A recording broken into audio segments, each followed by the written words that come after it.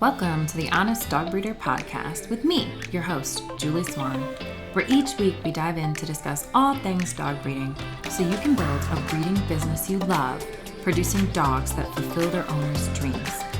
I believe you can have an honest dog breeding program that also pays the bills. So throw those pods in your ears while you're cleaning kennels. I'd love to join you.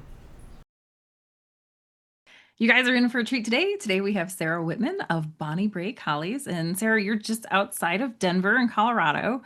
And this is exciting. This has been like a 3-year journey for you getting to this first litter. Let's talk about what went into it. How did you even come up with the idea to start breeding? Yeah, thank you for having me. I'm very excited to talk with you today. Like you said, about 3 years in the making. So I got into breeding. A lot of things kind of happened at once. I had a dog, a rescue dog. He died from a heritable disease, degenerative myelopathy, very, very testable disease. And I knew I wanted another dog. I was hesitant to go through a shelter. I was totally a big adopt don't shop person for a while in my life. And I was hesitant to go through a shelter. I had 2 kids at the time and they were 2 and 6 months old. And so I started thinking about a breeder, thinking about, what specific dog I might want. At the same time, my husband is a big cat guy. So we were looking to get a cat or two. And so then I started researching cat breeds, figured out the kind of cat that I wanted, a ragdoll, again, with kids. And so then I started looking at ragdoll breeders and going on websites and talking to a few of them. And so at the same time, in the back of my head, I was like, I could do this. This is something that's interesting to me. I was working with animals at the time already, and my exit out of that career was kind of on the horizon. I knew I would eventually have more kids and not want to keep working at that capacity. So all of those things were kind of happening at once. When I finally decided I actually want to be somebody that would contribute the kind of dog that I want. So once I had already, I guess, not been so gung-ho on the adopt don't shop thing, but the more I researched dog breeding and breeders and all the different ways people do it, the more I was like, well, I would like a predictable dog. So that's kind of how I landed on the other side of this sounds fun to me. This sounds like I could actually contribute something and play a bigger part in the contributing the kind of dogs that I want for my family. Yeah. Well, it sounds like it was it was a great move for your lifestyle too. Yeah. Yeah, exactly. Kids and then having kids at home, and because you have 3 kids right now? I have 3 now. Yeah. 3. So yeah. It's busy. Yes, it's busy. Right. So you were researching the cat breeders. Yes. And what did you notice with cat breeders? Is it different now that you've been working with dogs? A little, the stereotypical cat people, dog people, that's definitely a thing. It's funny, all the cat breeders, I didn't know this before I started researching it, but they refer to the sires and the dams and everything. They call them queens and kings.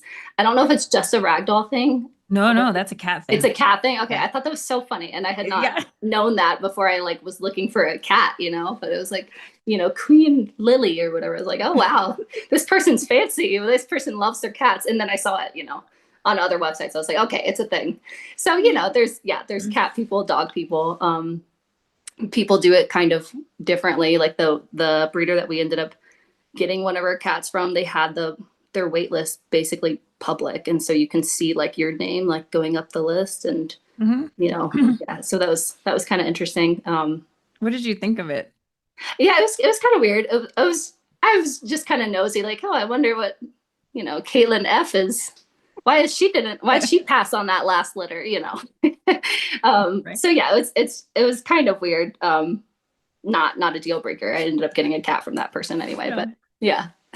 Yeah, I've seen it on a couple of people, and some people think it builds up demand or something. There's already this many people, I better get in soon. That makes sense. Yeah. But I also feel like it's kind of weird to have everybody's names publicly listed. Yeah. I guess. I don't know. I mean, usually usually it's just first names like what you had, but I have seen people where they put the whole name like first and last. I was like, Yeah. oh, okay. Look them up on Facebook. Yeah. Right. I think you're getting a dog from the same root Yeah. as me. Yeah. But well, that's cool. Anything else you learned from the cats? I do think like, what we call dogs, and then, cats are queens and a dog is a bitch. Like it just doesn't seem Yeah. fair, Yeah. right? Like, Right. yes. Yeah. Or But like we it's, have kennels and they have catteries. yeah, the Like, cattery. yeah. Yeah. Um, um, what else did I learn from them? It was, I mean, just kind of smaller stuff like, talking to the breeder, how it was communicating with them, their communication channels, stuff like that. A lot of them, at one point I had talked to one that like, it seemed like was a much bigger operation, and it was just very like short messages. Like I was like, okay, I'm sorry to bother you, that kind of Oh, you vibe at felt one that point. pressure. Ooh, okay. Yeah. So I didn't get a cat from them. So I was like, okay, I won't ask any more questions, which I can understand people, they probably get a lot of interest and they don't want to, deal with the 100 questions and then you don't even buy a cat from them kind of thing. I get Yeah, it. but But we know also, that's a marketing problem. yeah, But I agree. But it made you feel crappy, right? Like it yeah, wasn't yeah, fun. It wasn't like because if you felt like you had to apologize before asking a question, like that's right. good. Yeah. Yeah. So okay, And so one other thing was, not everybody, I've seen this with dogs too. Like they don't have the price of their dogs or cats listed yeah, on the website. And I didn't really want to even bother with like asking more unless I was like super, super interested. But yeah, that's something, one of the first things I decided. I was like, I want everyone to know what they're paying. sure. Yeah. Oh, for your For breed. mine. Yeah. Yeah, Uh-huh. I agree with you. I also noticed there's a trend like people in their 50s and 60s today were very much like we'll just call and get the information. And Yes. like and Yes. then in the middle, the people in their 40s right now are like, I can do that, but it's annoying. Yeah. And then I noticed like a lot of 20s and 30s, it's kind of like, why can't you just tell me what you want? Yeah. And Yeah. so they end up not contacting. Yes. Yeah. Yeah. And I guess that was me. I guess I'm in that Me category too. too. Yeah. Me too. Yeah. I hate it. Like, yeah, it's a big thing in construction. You're like, well, what would it cost to do this? And you have to call a lot, but Uh-huh. yeah. But anyway, so continue. Okay, so you had this, you had the cat research. How's the cat doing with all the puppies? Was that pretty funny? I have two now actually. Yeah, one of them loves babies, like my babies. She always loves them. And so I thought she was going to be really, really interested in the puppies. And she has like totally kept her distance the whole entire time. It's like I only see her, like I barely see her anymore. And then the other one, he, I don't know if he's just, yeah, I don't know if my dog gave him a look at one point or what, but he has been respectful but very interested. And so now that the puppies are bigger than him, they're like a lot more bold. One of them barks at him, and he's hissed a couple times. I haven't seen it. He's a ragdoll, so he can't be mean if he tried. But yeah, the puppies have gotten cat exposure, but not mean cat exposure. Which is good. Yeah, right. But yeah, he's like, what in the world are these weird not cats? Yeah. Yeah, right. That makes sense. Makes sense. All right. Well, okay, cool. So before we get into this whole first breed, like litter experience and everything, can you tell us a little bit about how you prepare? Because you've been working on this for a while. Like I remember talking to you a couple years ago. Hmm. And can I like spoiler alert that you were working with the rhinos? Like you have to Oh tell yeah. us the Yep. story. Okay, so the first time that we talked, you were at work and we were on a Zoom. You were so fun. You had your phone, you were on Zoom, and in the background, I just see like rhinos like in the back, like walking. And it was just, I was like, this is the coolest thing ever. I couldn't wait to tell Bill when he came home. But anyway, so you used to work with the rhinos and the elephants, I believe. Uh-huh. Yeah. Yeah. So tell us a little bit about that. Where were you working? I was at the Mhm. zoo. Yeah. And yeah, like you said, worked with rhinos and elephants, Malayan tapirs and Red River hogs. I don't usually lead with those because people don't really know what they are. But yeah, Yeah. I worked at the zoo for 8 years. The last like three of them were part-time. And then, um, yeah, my newest baby was my final exodus from the Nice. zoo. Yep. um, but yeah, we had a baby rhino in 2020, and that was a whole big thing. It was like 12 artificial insemination attempts over the course of 5 years. I Do wasn't there for they all of them, but How long do they like? What is their cycling? They cycle every like 45 days. Oh, so it's pretty quick. It is pretty quick. They're pregnant for like 15 to 16 months. Hmm. And then she was getting a little bit older. And so she had a lot of training went into like the actual successful AI.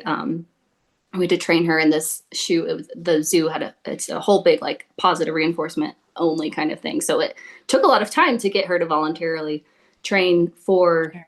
the AI stuff, including like, we would do rectal ultrasounds to see her uterus because their skin is so thick. So you have to like do, Right. do that from the back.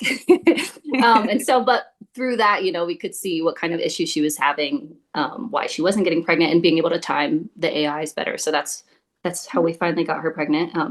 Do you remember what was off? She had fluid in her uterus. She would Uh, have anovulatory cycles.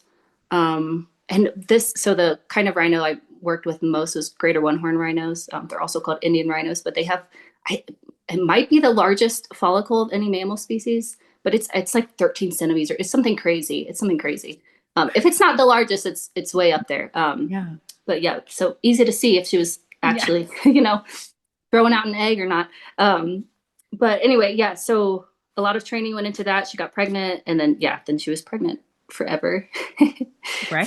Had the baby a month before COVID shut down, and yeah, that baby lives in California Wow. now. But that was a Yeah. yeah. You told me about too that it's really a big deal with reproduction in zoos. Yes, Yeah. Why is that? there's a whole there's depending on the animal, there's a whole thing called a species survival plan, and SSP, and mostly for like threatened or endangered animals. And there's people that keep track of stud books, who's related to whom, who's the best match, for this rhino.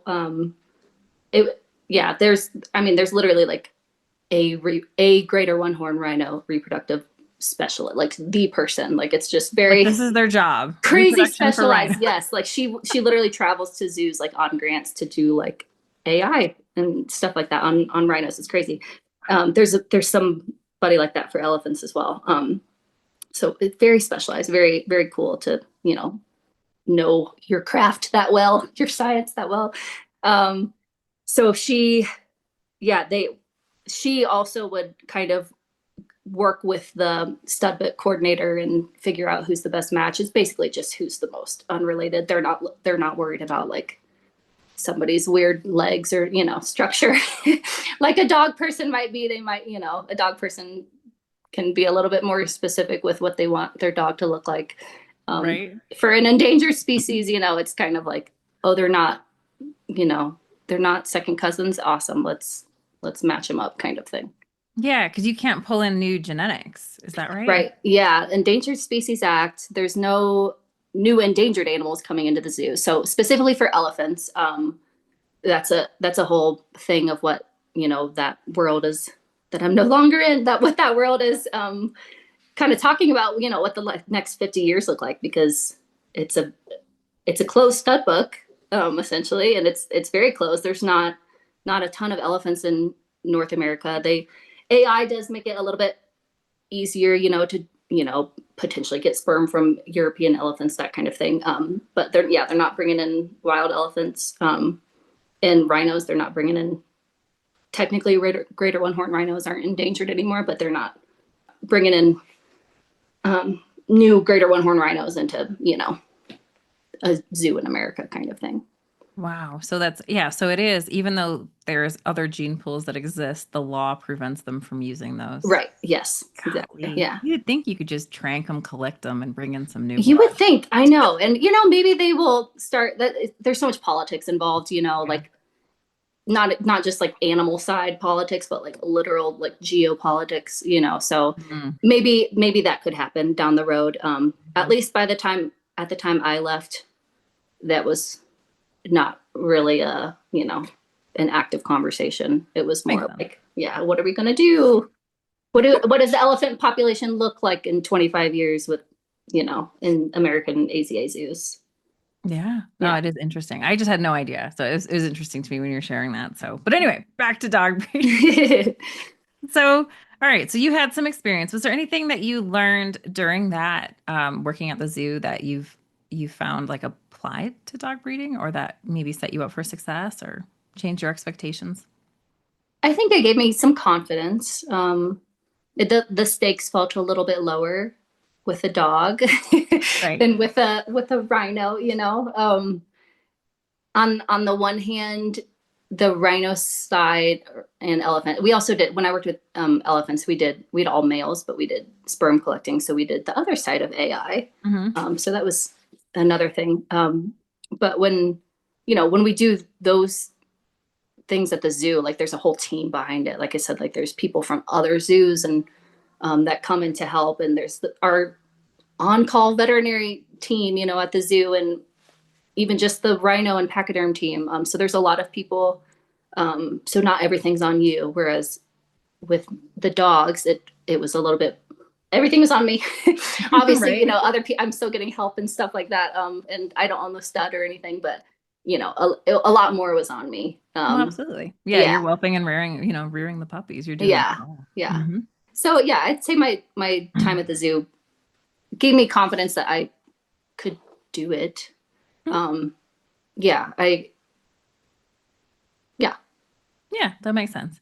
No, I mean, it makes sense. You have all this experience and you've seen the whole process, and you probably saw it in the most complicated, most scripted way, and I think probably when you actually were working with your dog, you were like, oh, like this is a lot easier. Yeah, yeah. I can get in with a dog. You can't get in with a rhino. Yeah, yeah. Right. Yeah, that wouldn't go over so well. All right. So what else did you do to get ready?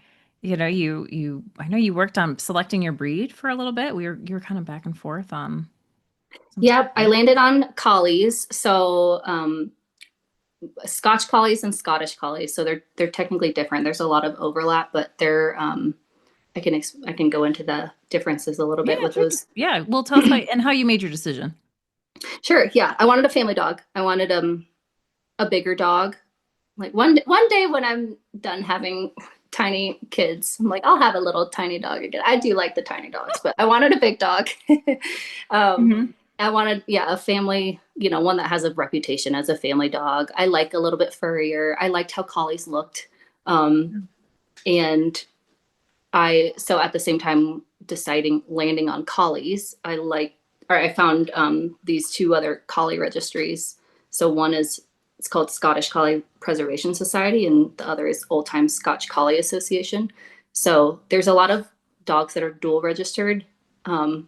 Should I explain the difference a little bit, how I understand it, Sure. of the registries? The Scottish Collie, the way I understand it is they breed to like turn of the century breed standards. So they're just less extreme looking in a lot of ways. They require health testing in the registry. Um, there's a lot of overlap with AKC rough collies and Scottish collies. And then Hmm. there's overlap with Scottish collies and Scotch collies. But there's not many AKC collies that are in the Scotch collie registry, if that makes any sense. Uh, Yes. okay. And then Scotch collies, they're a little bit more, they would say like they're like the landrace collie, like before kennel clubs existed. Mhm. What were collies, originally in the UK, that kind of thing. So it's kind of also like a recreation project in a little bit, um, in a little way. But yeah, I really liked both of them. They have open stud books, and I appreciated that.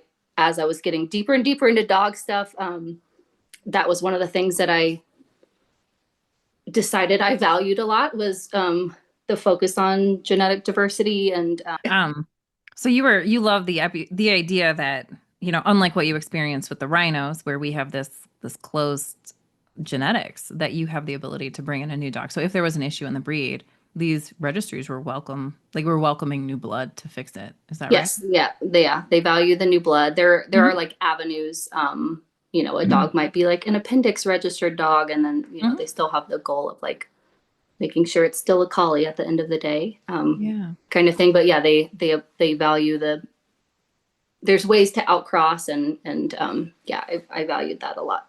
Yeah, no, it makes a lot of sense. I think there is a lot of merit to that, especially when you're looking at breeding a dog that's going to survive in a family, right? Like, so you need it to thrive in a family environment. So we always want to prioritize temperament, and so when we close the book, it doesn't always make sense. I get that. Yeah. I get that. So, Oh, that's good. All right. So then you ultimately decided which way to go. So it was which one? So that's why it's a little bit confusing because my dog is registered with Scottish Collie Preservation Okay. Society, and the stud I used is an old time Scotch Collie. So my plan when I with for my keeper puppy is to register her with both. She'll try to dual register her. Okay. Yeah, it's a little. There's a lot of overlap. They're separate, but there's a lot of overlap. Yeah, it was totally a pain. Yeah, because I had like AKC only opened up rat terriers in 2016. Oh, So all of my original dogs were UKC. And okay. so I wanted to move over to AKC because it's just what I knew. And Uh-huh. yeah, it was a debacle waiting on papers. Oh my God. Yeah. All right. So you had time. You had figured out now what you wanted. So now you were on the hunt for buying a dog, right? Or Mhm. finding one, and then getting prepared. So, well, how did you get your dog? How did you end up finding her? I think I found her. I think her breeder had posted something on one of those registries, like the Facebook pages. Oh, okay. So I had clicked around. I wanted a puppy from, spoiler alert, my dog. I wanted a puppy from her because I was like, she's so beautiful. She's just perfect. I loved her so much. So I started talking with her breeder. Mhm. She ended up keeping the keeper puppy because my dog had had two litters before me. So she ended up keeping the keeper one, but then she was like, "Would you want to talk about her maybe?" And so I ended up getting the dog that I love instead of her daughter, which I know was a little bit of a, I don't know, maybe a controversial move or something, but I loved her, and it kind of brought me comfort too, like knowing, okay, one of us has done this before. One of us knows what we're doing, with Yeah. whelping. Like she had no issues. With her two litters, and then so I've had this litter, and then I'll have one more with her before retiring her. But then I'm keeping one from this litter. Hmm. So yeah, I found her, I think, just from Facebook. And yeah, at the same time I had started just kind of playing around with a website build. um it always felt like I was like doing a school project. That's like the image that was in my mind. I was like, I'm in like sixth grade doing a middle school project. Like, if I had a dog kennel, what would I want it to look like? Make a pretend website or something. And so I honestly, like, I treated it like that. But it was helpful because I could hash out just in my own mind things I hadn't thought about, like, what are my breeding philosophies? What are the things I value? Like I was talking about, like genetic diversity. What are the things Hmm. that I would contribute to, for future puppy buyers that other people might not like all my training experience at the zoo. Like, training's a big thing for me. I really like training. So I've kind of, I guess, focused on those kind of things that I like, that to promote, I guess would be the word. But yeah, to kind of focus on more of, yeah, I haven't been breeding for 20 years, but I really like training, and I have kids, and I like these dogs with my kids, and Yeah. kind of thing. Well, I Yeah. think that training really sets you apart, right? Because that's not normal for breeders. Most breeders don't have a training at all kind of background. So that was a great move for why you were different. But then also your understanding of the need for genetic diversity. I think that is really important to a lot of people. Because you Yeah. still meet a bunch of people who think like a dog at the shelter will be healthier simply because it's a Right. mix. Right. Or Yeah. even like, the purebred, we don't like puppy mills either. Like, even if a dog's a purebred, that doesn't mean they've been health tested and all that stuff. So Right. yeah. Yeah, the website though, building it in advance, it was helpful for me to just think about what I value, but also then when I actually had a dog, and found a stud, and had a whelping date on the calendar. I didn't have to mess with that. It was already pretty much built. I've edited stuff, of course, Sure. but the bulk of it was Mhm. already there. Yeah, I think it is probably one of the number one mistakes I see a lot of newer breeders make is they don't do a website because they don't think they have anything to put on it because they don't Hmm. have dogs yet or they only have one dog. And then when they need a website because they've now bred their dog and they're getting going, now it's like, Yeah, oh my gosh, I have this giant project ahead of me at the same time as I'm trying to raise all these puppies and find them yeah, homes. It's really stressful and it's really bad for Google because Google loves the length of time your website has existed. Okay. So, I mean, Yeah. because your website, you built that pretty soon. I think within almost a year, I think of us meeting I a think couple so. I think years it was ago. So, 2023. Yeah. I know yeah. I didn't have my dog yet because I had a bunch of pictures of just like random like Scottish scenes and things I thought were pretty It makes that sense. were watermarked, you know. I was Right. like, this is where I'll put my dog one day, Yeah. you know. I mean, it's good. It's a good start, right? And so then it did make it much faster to edit because you were already familiar with the software and everything, which is Yeah. good. Yeah, I love it. I think it worked out really, really well. Okay, so you had that, you had your website up and running. And then did you do anything social media wise or anything to get kind of out there? Or did you wait to do that when you had a dog, I guess probably? Yes, I did wait till I had my dog to start the social media. Sure. Come to think of it. Yeah, but yeah, I used your tips. I did Canva, a lot of Canva stuff. Awesome. And then even like I think I started the social media. I probably started it, yeah, after I got my dog in was that in the end of 2020? I don't remember. The end of 2023, I guess. Or beginning of 2024, I think is when I started the social media stuff. And yeah, I didn't have puppies until August of this year. So I didn't post a ton because I was like, what else? What else? What other words can I put up? But it's not, I would put like some of like my dog doing something cute. Like we went to skiing or something. And so she was just Mhm. like in the snow looking pretty, that kind of thing. I did try to breed her and she didn't get pregnant in the fall. That was not her fault. The male, he fertilized the grass instead. Oh. He was a little bit too short and excited. So no puppies. So, I made a post, no puppies for this year kind of thing. I didn't do too much posting, just every once in a while, just to, I'm still here. I'm still planning on breeding.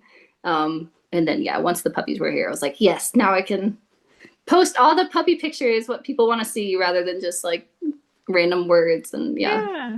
Did you find your following grew a little bit before you had dogs and pups and all that, or? a little bit. Yeah. A lot of Yeah. it was, like my friends kind of thing. But yeah, a little bit. Yeah. I still use the hashtags. The Facebook thing was kind of interesting. I was able to, link the Instagram and the Facebook pages, Mhm. but Facebook doesn't like the word collies. So it Really? has to like be attached to like if you look at some, I don't know if they were just older because some collies pages like got through, but like people might spell it weird or they'll put like an apostrophe or like a weird little. So my Bonnie Brae Collies page has like little like dots between because or else I can't like use the word collies in the title page. I don't know why. I don't know why.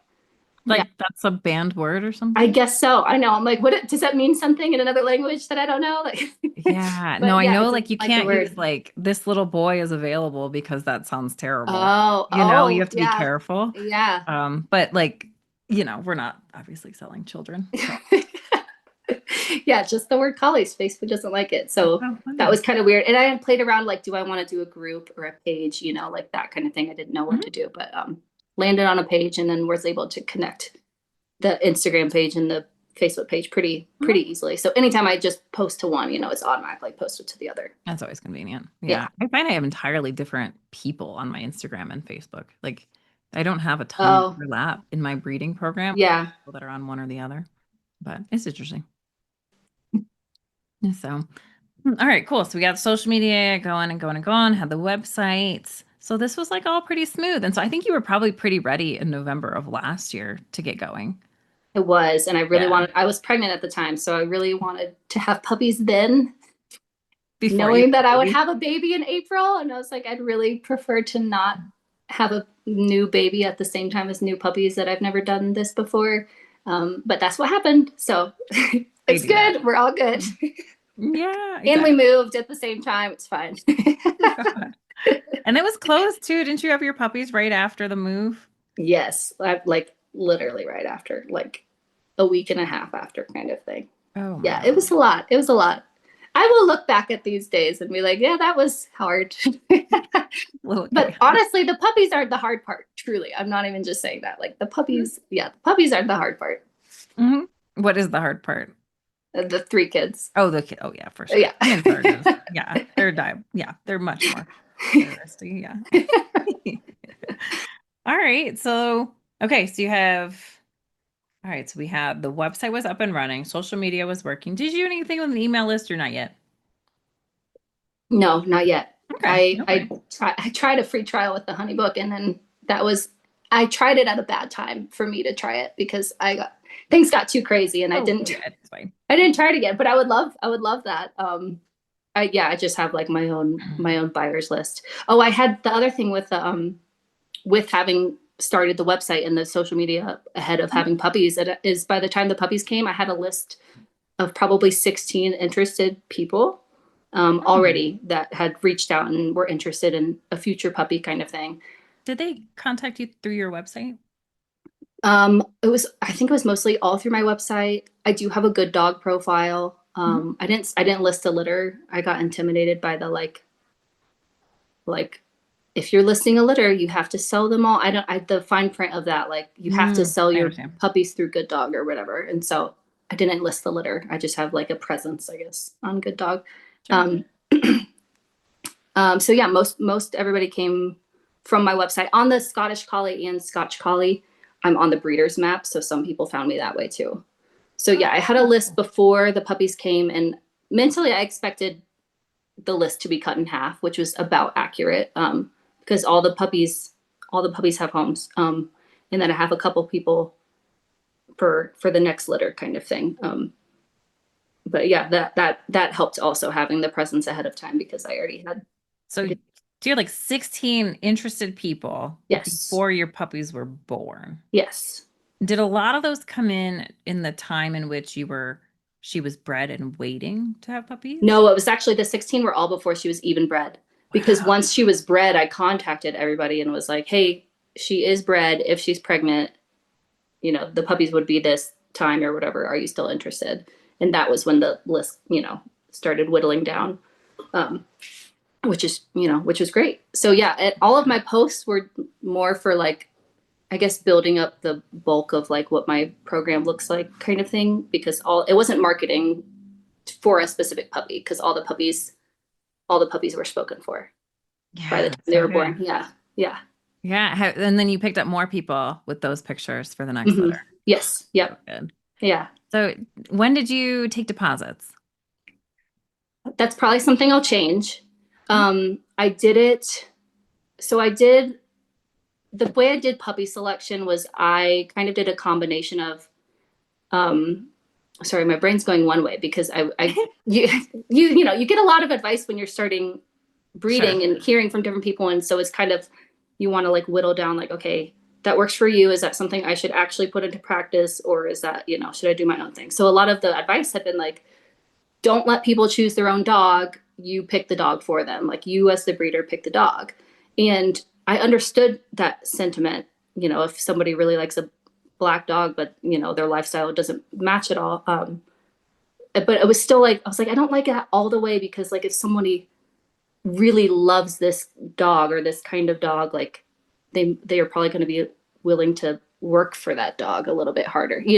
So I kind of did a combination of like finding out, people's lifestyle, what they wanted in a dog, me keeping an eye out for as personalities emerged and that kind of thing, of a combination of me picking a few that I think would be good for them, but ultimately they get the say. Like if they really don't like no one's going to say like, I don't like that puppy, but Right. if they really prefer one over the other and it's, two are a pretty good fit for them, like I want someone to be able to choose what Oh, dog they absolutely. want kind of thing. Yeah. I think that's so Um, smart. And they take responsibility when it's what they pick.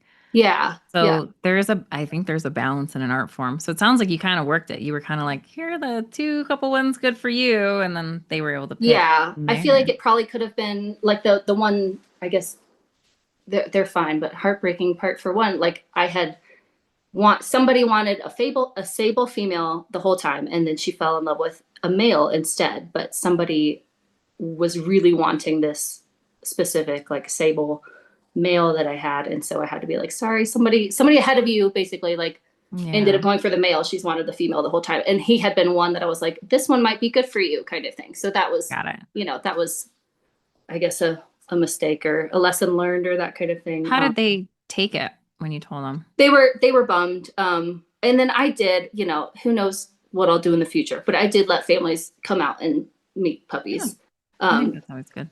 And so they came out after they knew that one was gone, and I had just the ones that were available left, so that they could sort it out, kind of thing. Oh, Yeah. yeah. I always hide the puppies that are already spoken for. I don't Okay. even bring Yeah. them out when people come and look because I don't need that.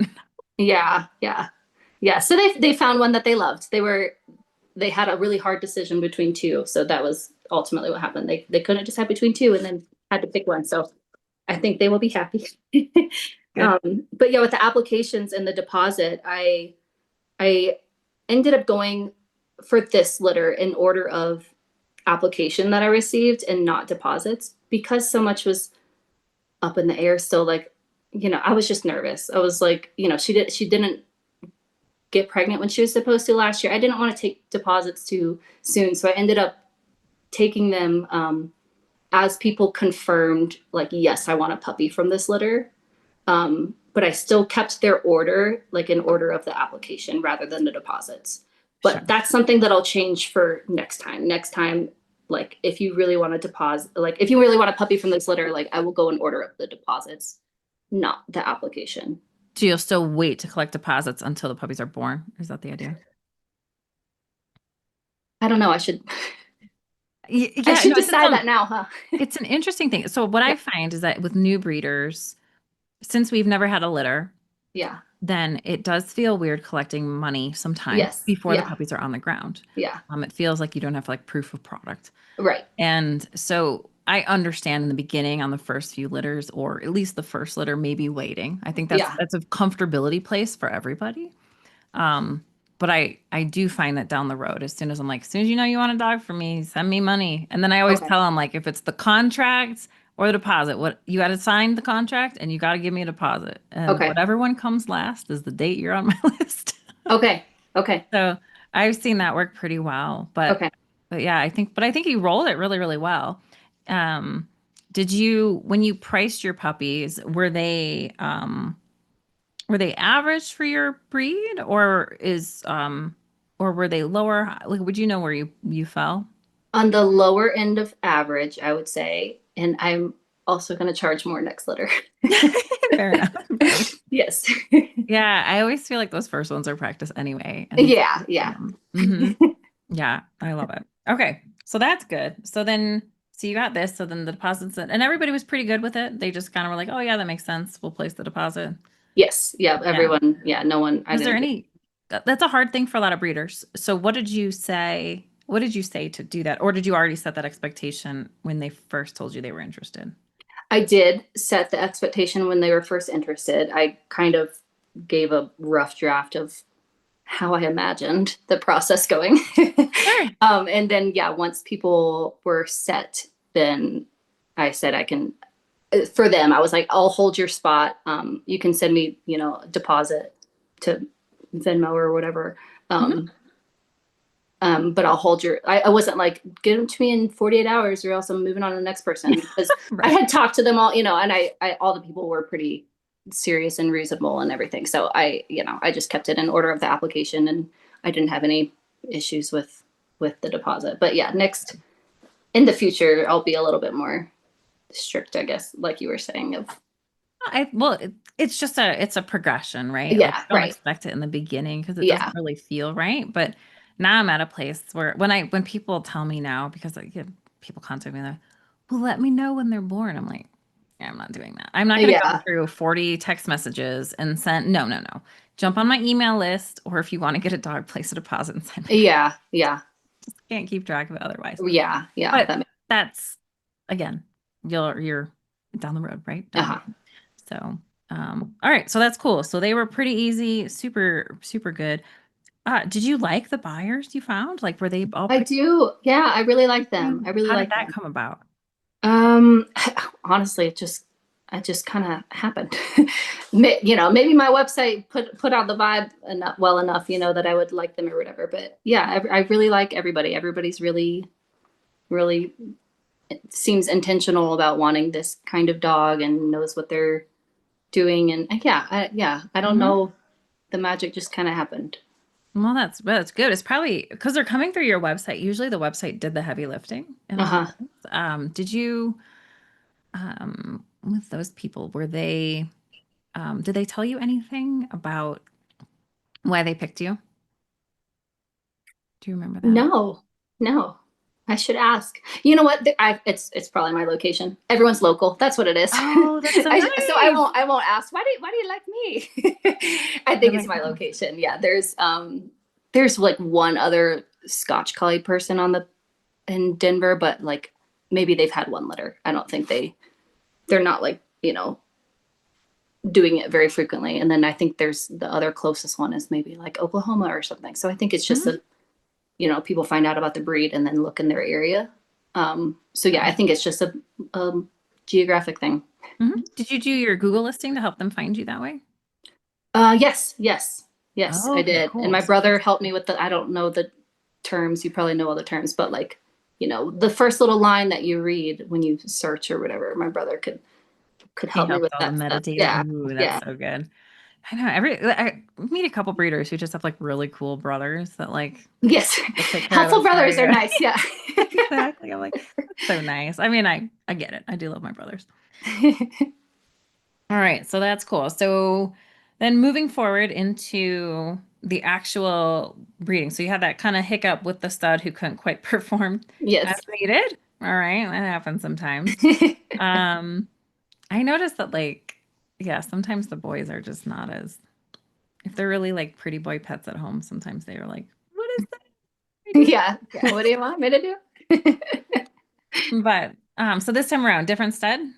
Different stud. Yes. And so how did that whole go down? Did you find a stud? Was it always in the plan with the breeder you were working with or I found him. He was also local, which was very helpful because the wow. first time that it didn't work, I drove to New hmm Mexico and then it didn't work. So that was a bummer. Yeah. Oh my gosh, Yeah. that's far. And then this one I found, yeah, I had to like chase her down a bunch, but she was local. So it was like, and I liked him. He was actually a brother of the one I tried to use in the fall, just from a different litter. Yeah. So I liked his deal. And yeah, it ended up working out great. And yeah, when we were, I went over a couple days with her. I didn't leave my dog there. I was there the whole time, but Mhm. yeah, she just came and saw the puppies the other day actually. But yeah, I found her, and then I'll probably use the same one for the spring litter, Mhm. my last litter with my dog. But I found her, I think, just through also those Facebook pages within those registries.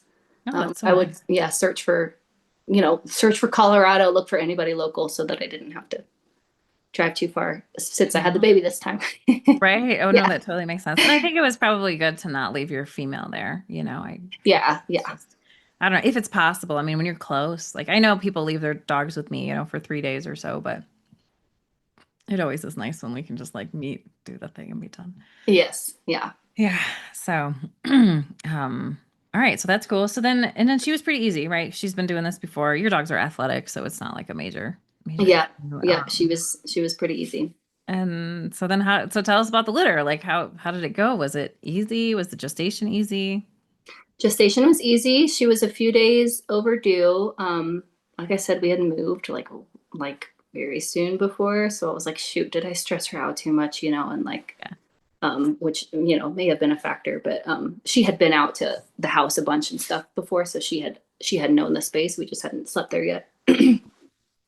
But it was also very vindicating having just been pregnant recently because she's such an athletic dog, and she was so tired and waddly and hot and just like would come in and lay down, and I'm like, okay, thank you. See, Yeah. it's not just my husband. Actually, he was like, oh, she just looks so uncomfortable and so miserable, and I was like, uh-huh, yes, she does. Uh-huh. She Yeah, sure remember does. that? Yep, Yeah. it's hard.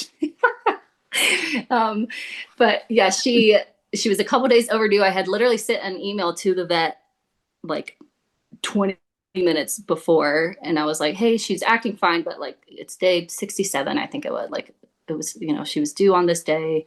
I didn't test ovulation, so I didn't know, exactly. Just from the breeding date. And, here's the stats or whatever. And then she just like looked at me and then started trotting back to my bedroom where I had the whelping box. And so I followed Mhm. her, and she like laid down, and immediately like I was expecting to see contractions and everything. And she Yeah. like did not like, until a baby was coming out. So, I mean, obviously she probably didn't. I just missed it. But yeah, it was very fast. I was like, oh, it's happening. Right now. Yeah. Yeah. So my older two kids, older, 5 and 3, they're like watching a show in the kitchen. I'm like, okay, please keep them busy. I didn't tell my daughter what was happening because I knew she would just be all up in everything at the time, but that only lasted for one puppy.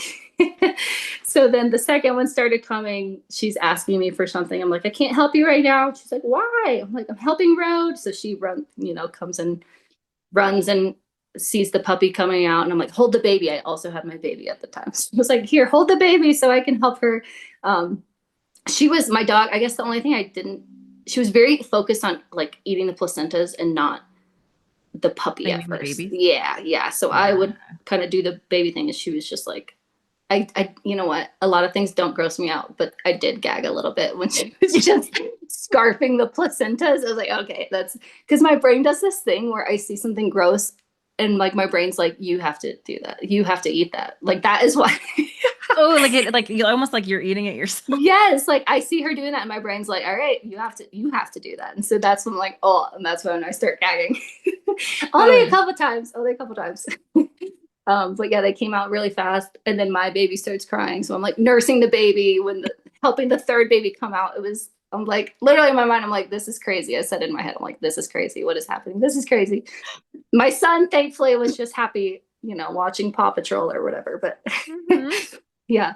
And that, I mean, she had 5 of them pretty quickly. I was doing, the calcium and everything between the puppies.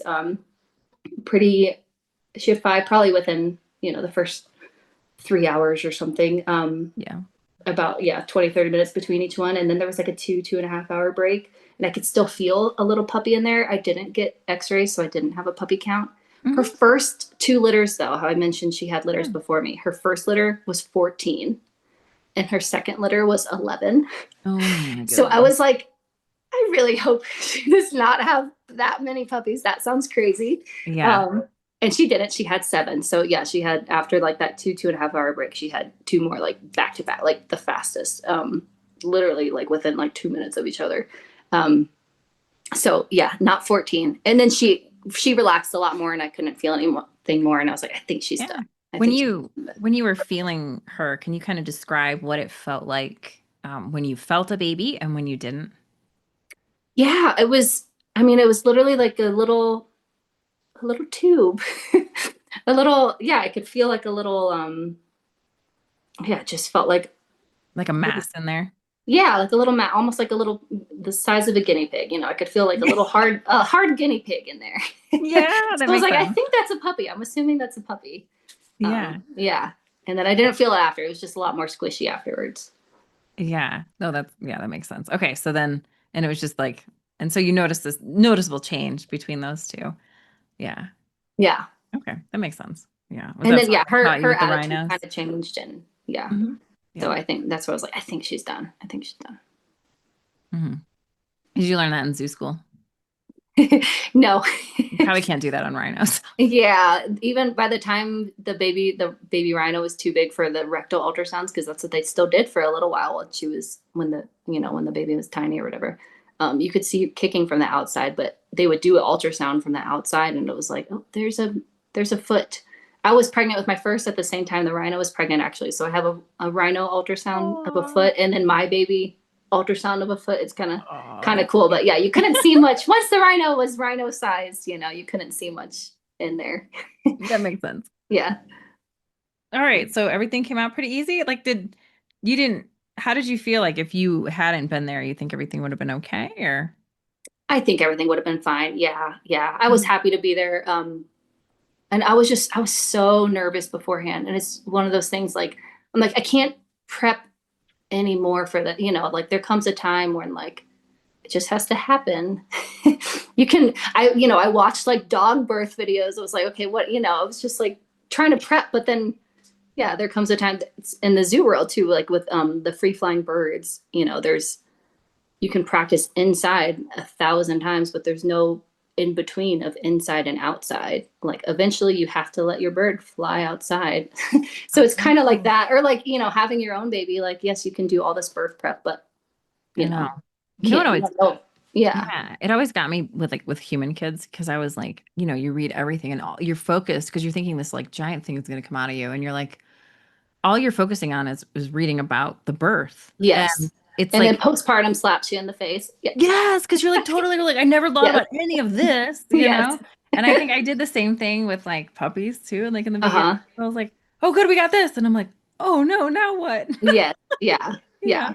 I did feel like a huge burden lifted once the puppies were here. I was like, yeah. okay, obviously things can still go wrong, but I was like, man, that was just, yeah, I was so anxious about that. But yeah, But it once seemed like it was super easy. And I think it with was the easy. athletic Yeah. dogs too, we kind of were Uh-huh. like, oh, it was kind of easy. It was kind of easy. Yeah. I was like, all right. Yeah, I know. They make us look good. Yeah, Yeah. that's how I feel about them. All right, cool. So then you had them pretty easy. Like first few weeks were pretty easy to manage with the pups or hmm anything. Yeah. First few weeks were easy.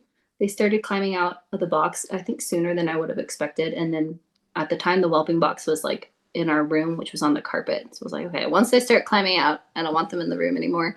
Right. They're still in the house. I got that like vinyl flooring that you had talked Oh, about. the remnants, yeah, from like Home Yeah, Depot or something. which was super. It's been super, Yeah, super helpful. awesome. So yeah, I just have them in like the little front area, and now that they're bigger, one of them can now jump the little puppy pin gate. But yeah, they just they're spending a lot of time outside because they just, you know, my Yeah. kids don't pick up enough to to let the puppies go everywhere. I'm like, if Oh, all right, if you want, we call it a yeah. puppy party when we let all the puppies run everywhere in our house. And I was like, if you want a puppy party, nothing on the ground that you don't want chewed on. Right. Oh, that's a great motivator for Yeah. getting picked up. I like that. Good. All right. So then, and they're how old now? They're 8 weeks. Oh, so Yep. they're like The just about to first go home. the first two go home today. Yeah. Oh, so Yeah. exciting. Yeah. Congratulations. That's a Exciting. big A little move. sad. Yeah. Yeah. Yeah. Hmm. Oh man. So how was it when they started as they got bigger? I mean, obviously they're climbing out a little bit. They're crafty little things, but anything that you did with the whelping or puppy rearing as you were weaning that made things easier or that you wish you would have maybe done differently? Or maybe That flooring, I was like, man, I'm so glad I got that because I didn't okay. know.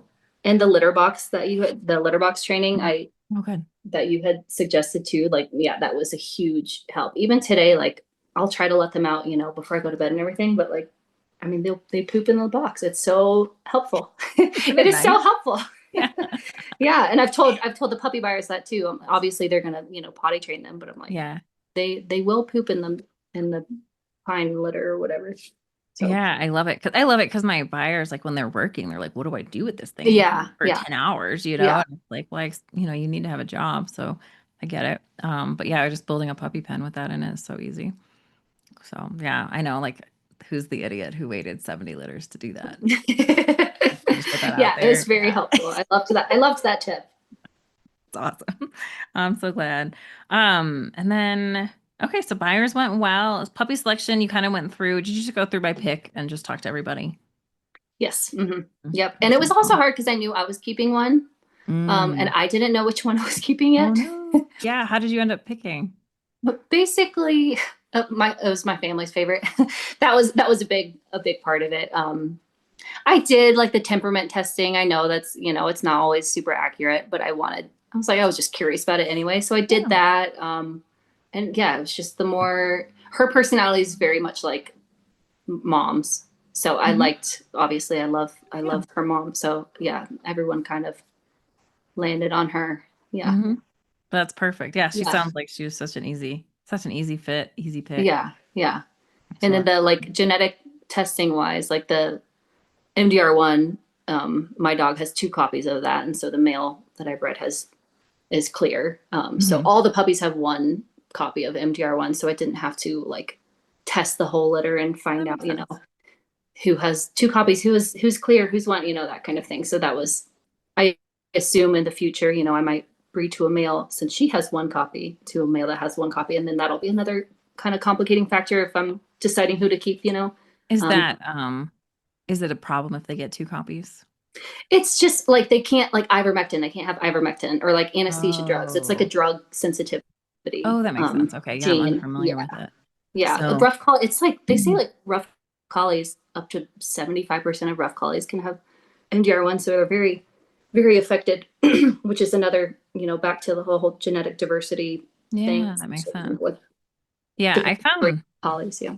down the road, well, it's always helpful to get all clear dogs. I found down the road, it helps if you pick one, either the males or females in your breeding program that are clear. Okay. So whatever is easier to attain. So if you're like, for me, like my studs always have to be clear of everything. Okay. Because that just keeps everything good. And I did that with goats. There was like this weird goat disease where they could have this gene. If they got double copy of it, their legs would buckle after 16 weeks of age and they could walk. And I mean, it was just like the most painful, like a super new arthritis thing. And so I just made sure always my bucks had nothing, but that's smart. Yeah. It's crazy. But anyway, that might be a technique for you down the road. Yeah. But no, that makes sense. And it's nice to know that you didn't have to really test anybody. That's always easy. I love when the genetics are so clean that you're like, yeah. Yeah. Yeah. Or at least predictable. Yeah. We're not totally clean yet, but yeah. Right. You'll get there. Right? Yeah. So, all right. So you are in Colorado, which may or may not be a mini California. You got it. See a lot of like parallels there. Yes. Anyways, can you tell us a little bit about the uniqueness? Because when Bill was working in Colorado, I was looking at it, and it is different there. There's something. So Colorado loves laws. There's a lot of laws. So we're simultaneously with the breeding thing trying to start up a boarding business. And there's, if you board more than 3 dogs at a time, you need a license. And if you breed more than 2 litters a year or transfer more than 24 puppies a year, you need a breeding license. And then there's a whole thing that was passed, Pet Animal Care Facilities Act. And you have to also get approved through them. So that just made it tricky, even like when we were moving, trying to find a place, we've had to, because of all those laws, we've had to kind of pivot our strategy with, we'll be more boutique. We'll do super small scale and just focus on what we can provide. That's that with the boarding thing, like I now want to compete with like a pet sitter rather than a boarding facility. So I'm gonna do super focused on your dog will get all the individual care. It's another thing I've thought about too, even looking at the boarding stuff, is like they'll have one charge and then it's like $2 if it's this, $2 for medication, $2 if your dog's over 50 pounds, all these extra charges. And the same thing with the dog, like the puppies, like wanting to know what the price is. I'm like, just tell me how much I'm going to pay, Right. I'm going to do the same thing with the boarding. Like, okay, it's this cost and it's everything. If you have a dog that needs some rice in the morning, I will cook your dog rice. Like, that's fine. But I'll just, end up paying, I'll just charge more kind of thing, and do really focused pet sitter style care. So Colorado law has kind of forced some strategy changes. And then, same thing with the litters. I don't anticipate doing more than, 2 litters a year in the future kind of thing for that reason, just to avoid all the. I thought it was interesting. You needed to be on certain agricultural land to break through some of those things. And those were like a minimum 36 acres is not easy small to come piece of land in it. Like it's very expensive in Colorado, even in the flat areas. Yes. Yeah. And we we just moved, it's zoned ag. So we thought we were safe, but it's smaller than 9 acres, and it had to be a minimum of 9 acres to be able to do bigger stuff. And so that was a whole other, that was a whole thing. So anyway. It's very frustrating. And it's hard because it is the price to get into it is it's so much there. Yeah. I totally get it. I know where I can buy 4 acres for song and a dance down in Arizona. Yeah. Who wants this dirt? That's what I'm saying. You do. But, there you go. Right. Okay. Well, that makes so much sense. So it kind of, I think that's smart. 2 things that you've mentioned that a lot of breeders don't think about until it's kind of too late, is one, read through your laws, right? So one thing that you can search, I'm just saying this for everyone else, not you in particular, is this lemon laws, and then your state. That dog lemon laws, Arizona. that is a really great place to find, I don't know why they're called lemons, but that is a thing. But that's a good way to find the law for what happens if your dog fails whatever standard the state has set. So if the dog were to come sick with parvo for me in 14 days, even though we know it's a 7-day incubation, they can come back on me and say that that's on me. So it's a kind of yucky. But also to know what you can do legally. So like I live in the county, so I follow county laws, but like Greater Phoenix, they have like licensing for breeders in a way that I don't have licensing where I live. So yeah. So it's a lot, and it can really, like you said, change how you design your program, right? Yeah. Change how you design your business. Yeah, it's just interesting. And USDA standards for dog care are really nothing.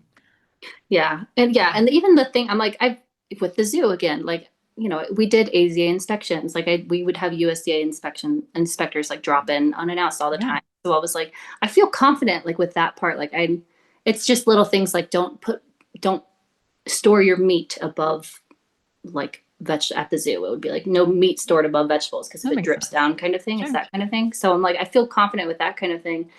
But like then you've got inspectors coming to your property. I'm like, I would rather not. I would rather just avoid that mess, if I'm not doing the whole commercial thing that I kind of envisioned at first. Mm-hmm. Yeah. Sure. No, it makes sense. I think so. Yeah. And starting small and getting really comfortable with what you're doing before you make the choice to go bigger always makes sense to me. Yeah. Because you can always do that. And then that's the other thing too that I want to say is that you move to a location with, that facilitated more of what you're doing. Yes. And I've run into a lot of breeders where the law where they live is so bad that their best decision is to move. Yeah. In order to keep their breeding program running how they want to do it. It's been wild. All right. Well, thanks so much for coming on the show. But before we go, could you just share, given your recent experience, is there anything that you would recommend to new breeders to do, or to think about ahead of time, or anything maybe they shouldn't do? Yeah. Join the Dog Breeder Society. Everyone's really nice and helpful. But really, you've mentioned before, the Facebook dog people can get kind of like, how dare you ask that question? And yeah, I have not felt intimidated to ask a question there. So that's for real. That's been helpful. The litter box training, like I said, was really nice. But yeah, just, I don't know, go for it. Think about what you want, but like, don't think so hard that you don't take a step towards a vision. And your vision can change along the way, like mine is already starting to, and things, what I'll do different in the future. But yeah, I don't know, just go for it and ask questions, and at some point you'll figure it out. And yeah, that would be my advice. Just do it. You got one life. Do it. Yeah. Pull a Nike and just do it. All right. Just do it. Do it. Shia LaBeouf. I love it. Thanks so much. Where can people find you? Instagram, Bonnie Brae Collies, and my website, bonniebraecollies.com. Yep. And Facebook's weird. It's got the little thing because it doesn't like collies, but I am on Facebook. You can find me. And Brae is spelled B-R-A-E, right? Yes. Bonnie, B-O-N-N-I-E, Brae, B-R-A-E, Collies, C-O-L-L-I-E-S. Yes. Well, thank you, Sarah. Thanks so much for coming on. Thank you. Thank you so much for having me. If you found this episode helpful, please tap that like button. It helps me better understand you and supports the channel. If you're a current or aspiring dog breeder, I'd love for you to subscribe to the channel to be notified when new videos come out. Thanks.